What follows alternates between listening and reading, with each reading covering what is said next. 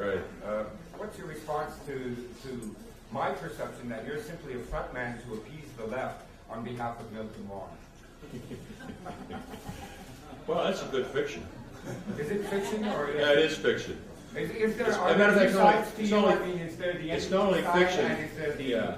Is there the? You want me to answer your real estate question? promoters You want me to side? answer your question? I'll answer your question. You heard the last part too, right? Yeah, I did. And it's not only fiction, but it's bullshit. Well, It's both. It's fiction and bullshit.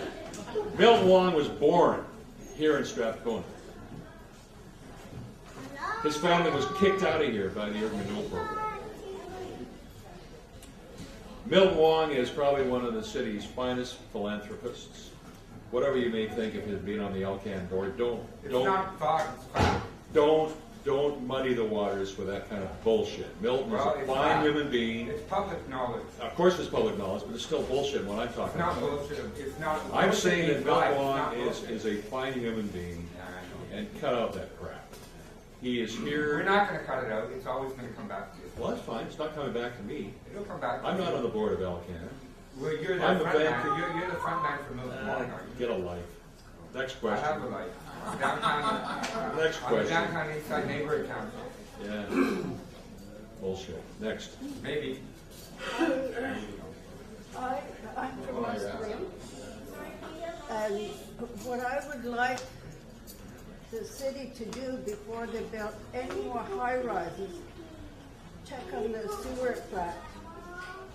Check on the what? Sewer plant, Sewer plants. because it's not going to carry all the SHIT from the city to the sewer plant. It doesn't have the capacity to carry any more housing in the city, because last winter we had a sewer line burst right by our reserve, and the stench that to see all the future high rises to just cease and desist until they get another sewer plant, maybe on the east side. Near Knightsbridge, have one that could carry everything. And then you could start with the high rises. You know, I think the issue of that rupture of that sewer line, which I haven't heard about, may not be capacity. It may just be that it's an old line that broke. And I don't know the answer to that. No, Yeah. no, it isn't. It was heavy rain, heavy downpour, Right. and the whole thing just blew up No, that's right because by our homes. that's why they need to separate out the stormwater from the regular sewage. And there's a 20-year program to do that separation throughout the city of Vancouver. And so you're talking about the line that goes out to Iona? This was not this is where you have garbage coming out of this great big, I don't know. It was just terrible. It Yeah. was, and I say that the city has to look after that before they start building more high rises. Good point. When they have a downpour, they have, I don't know who looks up, it's not GBRD anymore, but they have trucks by these pump areas, making sure it doesn't flood, say, Dunbar Street. That's probably the GBRD, because they're in charge No, of the no, we sewage. called GBRD Right. that day when it flooded. And they said, oh, no, that's not our department. It happened on a Saturday. They said, oh, we don't have services on weekends. So here, it was just bursting out for 2 days before they come on Monday. They go across municipal boundaries. So that would probably be their responsibility. Now, they may not have emergency service on the weekend. But, you know, the city did a very smart thing in Southeast Falls Creek. I hear what you say, but the city, and this is part of sustainability, it's part of being innovative and creative. They captured the heat from the sewer line that runs along the Canby Bridge and then goes out through your neighborhood. Do you know what the temperature of sewage is? 18 degrees centigrade. So what they did is they built the neighborhood energy system right by the Canby Bridge that takes that 18 degrees and raises it with some natural gas to 55 degrees, and that's providing 70% of the space and water and heating to the Olympic Village. Not bad, eh? So it's that kind of creativity and innovation I think we need to create sustainable cities. And that point that you made, I think, is something you should be asking, and asking the city for answers of how quickly they're going to, A, make sure that doesn't happen again, there is emergency service, and B, they separate out the storm sewer surges they get from the regular sewage. It's a good question. It's not very good when it happens in your backyard. Yeah. My backyard. No, I agree, anybody's. Yeah. Yeah. Any other questions, comments? Yeah. Just one other comments and thoughts on having, I guess, Yes, with, right here. Then you find out all kinds of new ideas. You see that maybe you get involved with Boys and Girls Club, neighborhood houses, or maybe at least all kinds of other things you may want to do. And a couple of questions made on that. There's been some like you've been talking about UC with neighbors and stuff like that. I just wonder like who was the order coming from for Gustafson Lake Siege, and what was your responsibility in that? Sorry, and what? Gustafson Lake? Gustafson Lake. I was the premier. Yeah, I know you were. Who was, okay, who was the order coming from, and what was your power over it? Well, I was working with the Attorney General to deal with people who were not Aboriginal people from that territory and to not have any violence. And then finally, because we were patient, we were able to engage the elders and the First Nations in that community to talk them into leaving. Unlike some of the other activities that were taking place in Ontario, where it led to bloodshed. So I think we used a very restrained approach. Ojibwe Dosanjh was the attorney. Big bullets and restrained approach. How many bullets? Bullets? Bullets. Well, the bullets that were fired were into the backs of the flak jackets of the RCMP officers who fly the people in that camp.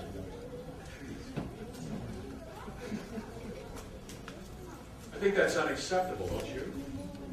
I was there, and there were 77,000 rounds that were fired by the RCMP against the people in the camp.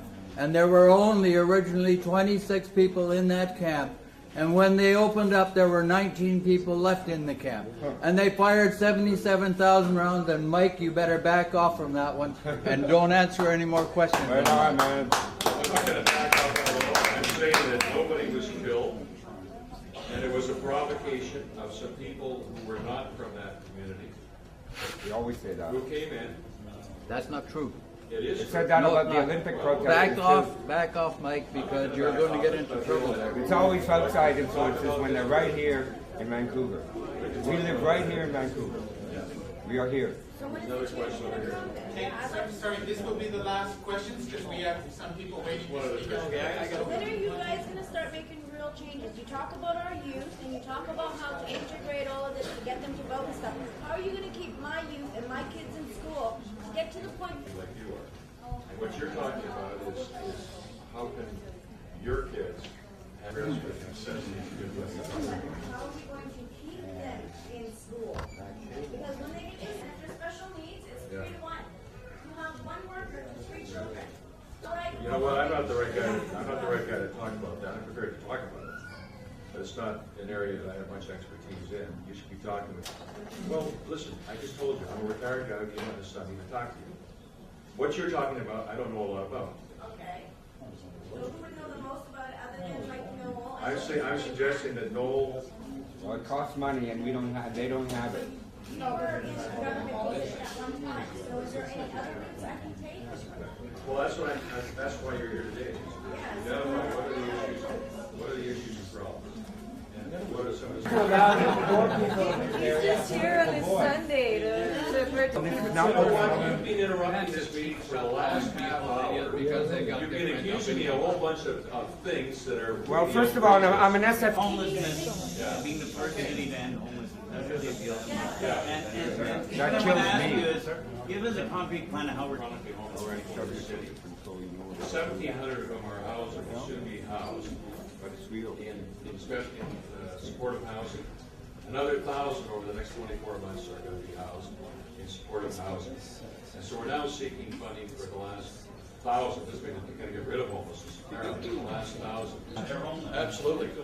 So it's a combination I'm of homeless. shelters, supportive housing, Our guest speaker is somebody who did it. Starting off with A, storefront lawyer, B, Mayor of Vancouver, and lastly, as Premier of this province. You just heard this afternoon in responding to questions, some pointed questions. This is a true servant of the people and a steward of public policy. And Mike, thank you very much for coming.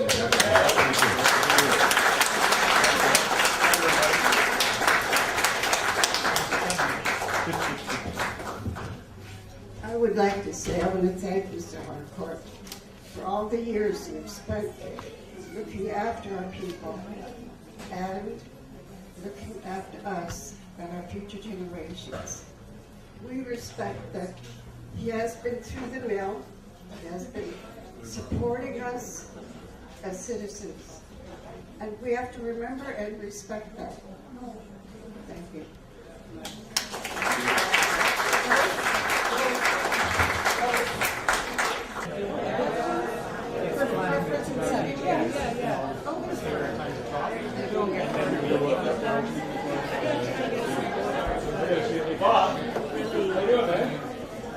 Hello.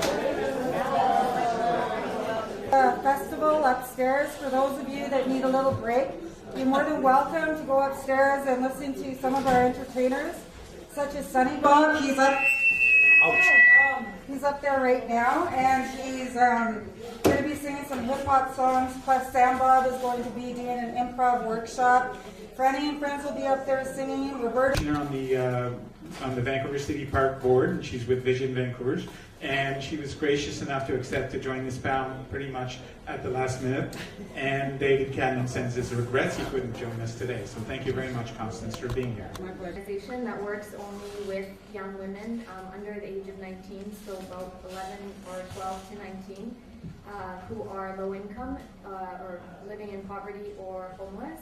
We're involved in mostly in Vancouver and the Lower Mainland, but we also have done advocacy with girls in other communities.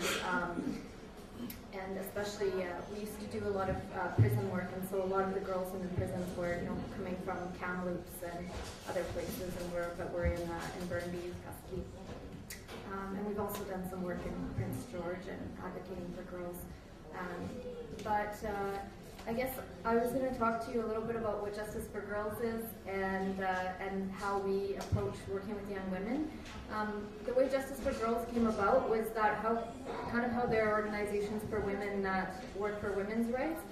These two women, Annabelle and Carmen, who had worked with street youth, Carmen had herself been on the street, they decided that there isn't an organization that does similar human rights work for girls. Like there are women's groups, and so they saw a lot of girls on the street that were experiencing a lot of male violence, obviously living in poverty, experiencing racism, harassment from the police, things like that, and they believed that the way to help young women was to offer them the same kind of advocacy that women get when they go to women's, or similar kind of advocacy that women get when they go to women's groups. And Justice for Girls is unique in that we're like one of the only organizations like this in Canada that works for girls that are on the street and low income. We've done all kinds of advocacy work. We've worked with a lot of young women who are experiencing violence. Recently, you've probably heard about some of the arrests, for example, of Martin Tremblay, the sex offender who was recently arrested on drug charges, who who is a known abuser of teenage Aboriginal girls all over Vancouver. People say in the downtown east side, but also Commercial Drive and Mount Pleasant. Anyways, so we, side note, we monitored his case when he was convicted for violence against Aboriginal girls in 2003, and at that time he was released without the proper kinds of conditions. After he was sentenced, he was released without proper conditions. He didn't even have a no contact with children condition, even though he was an abuser of teenage girls and sexually assaulted girls when they were unconscious. Anyway, so when he was released without proper conditions, and then he